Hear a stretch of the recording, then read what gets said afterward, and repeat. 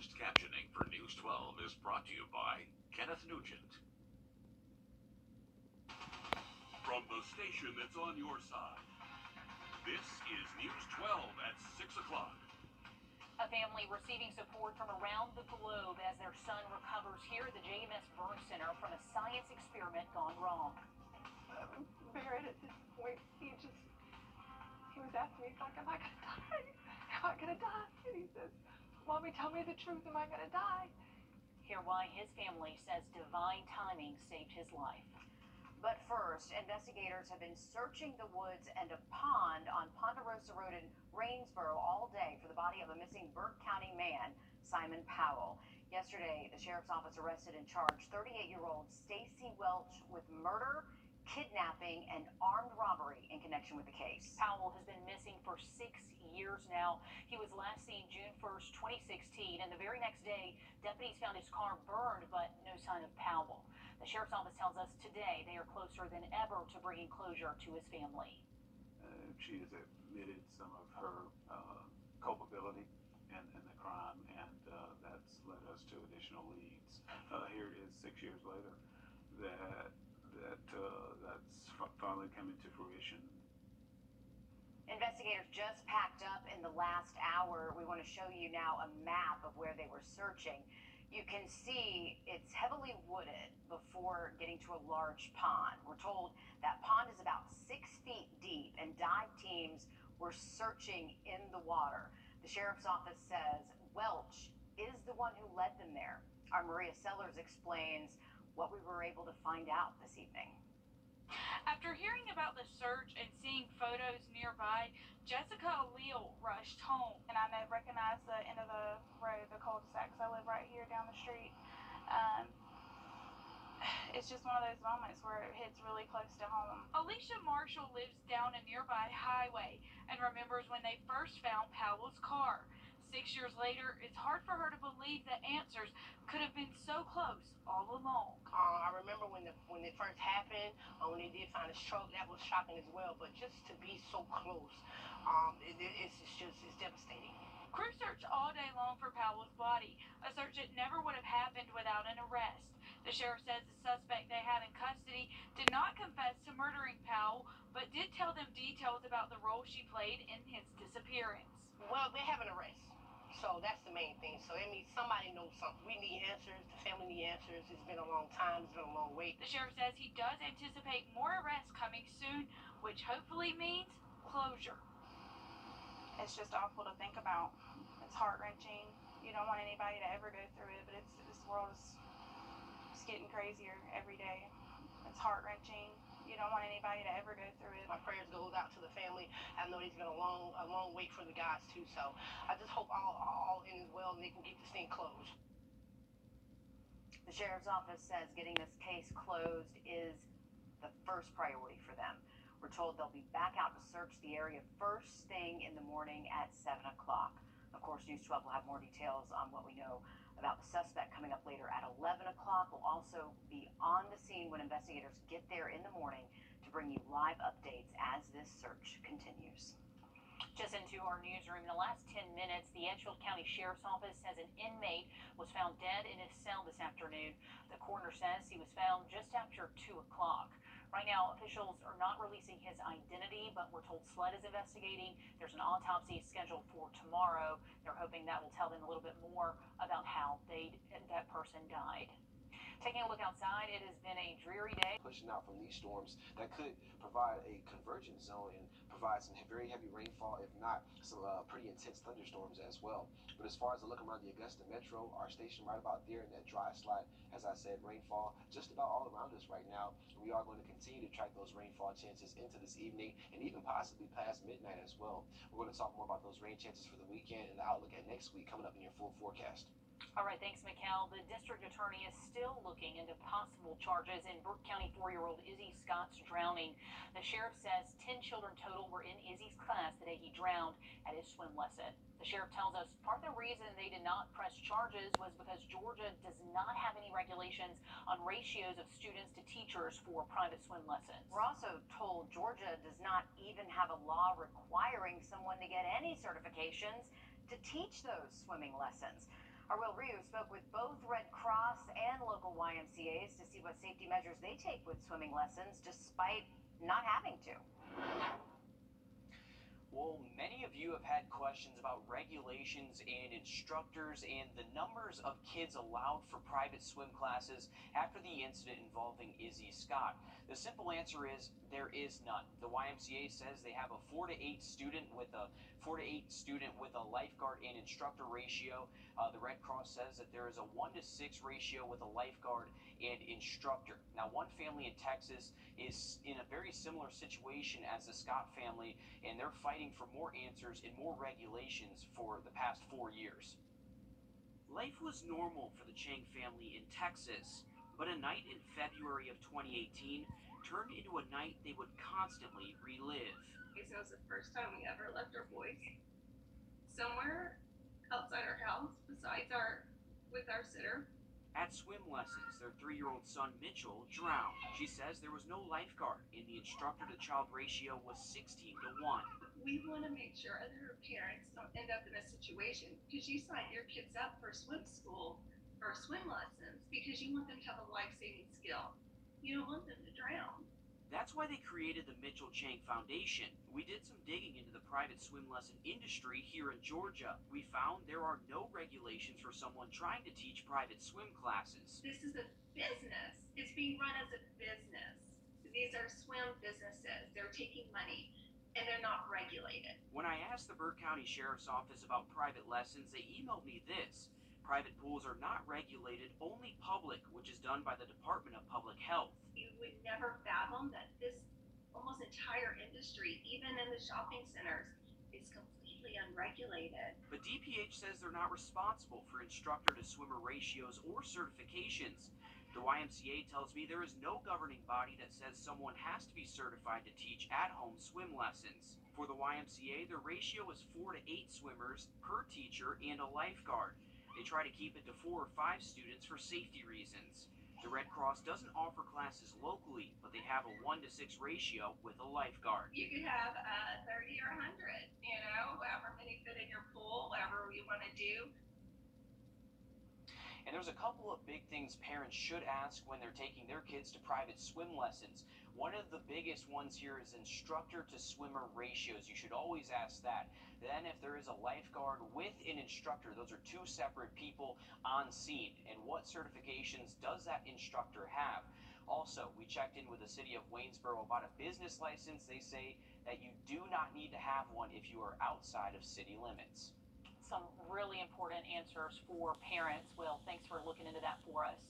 Neighbors in Thompson are dealing with the aftermath of some flooding after getting more than 3.5 inches of rain this week.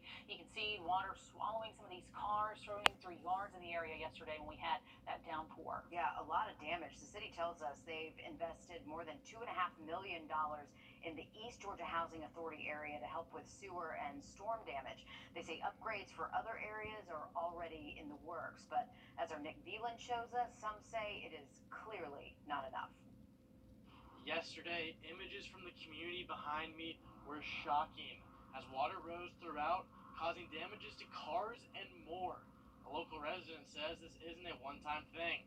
3rd flood that my vehicle has been in. Lakeisha Lawson lives in a part of Thompson called the Old Projects. And yesterday, after 30 minutes of rain, she had to make a rescue. And I'm out here swimming in sewer water I swam through yesterday, just to save whatever's left of my car. After years of continued flooding, Rebecca Newsom is making plans to move. We are looking to move. We've purchased land in another county, and we are planning to build and leave McDuffie County. That is one of the reasons, yes. The city says it's an expensive problem that they have been working on. They have said that the cost and inconvenience of providing a permanent solution is what's hindering the permanent solution. Duffy County sent us this statement saying, yesterday was a perfect storm of conditions. They sent out crews to help with cleanup and to address some of the drainage problems are the next phase of work in the area. Until that happens, it still leaves neighbors asking what they're supposed to do. Are we going to be able to flush the toilets and have these the water going to get in our front yard and the ditch. So why is my car filled up with sewer water? As rain is expected to be coming into this area in the next couple of days, the old projects will continue to repair like they have so many other times for possible floods. Reporting in Thompson, I'm Nick Veland on your side. A science experiment gone wrong, changing a 12-year-old boy's life forever. But with the help of the JMS Burn Center, he is fighting day by day to get back to the life he loves. We are tracking some heavier downpours and storms once again this evening across the CSRA. Your forecast coming up next. Temperatures a little bit warmer in the lower 90s. A 12-year-old boy from Highlands, North Carolina is recovering from second and third degree burns covering half of his body after a science experiment blew up in his face. He was life-flighted to the JMS Burn Center here a few weeks ago. His mom homeschools their 5 children and tells me he was working on a science experiment when she heard a loud pop that changed their lives. I thought something had fallen or something had cracked, maybe like a glass had cracked or something. And so I got up, and as I was going to the front of the house, he comes running out on fire. And his whole body is on fire. Caroline grabbed the closest thing she could find and started beating his body with pillows. And it would not go out. The fire would not go out. I tried to get him down on the floor to get him to roll, and it would not go out. A Bunsen burner ignited a bottle of rubbing alcohol that was part of the experiment.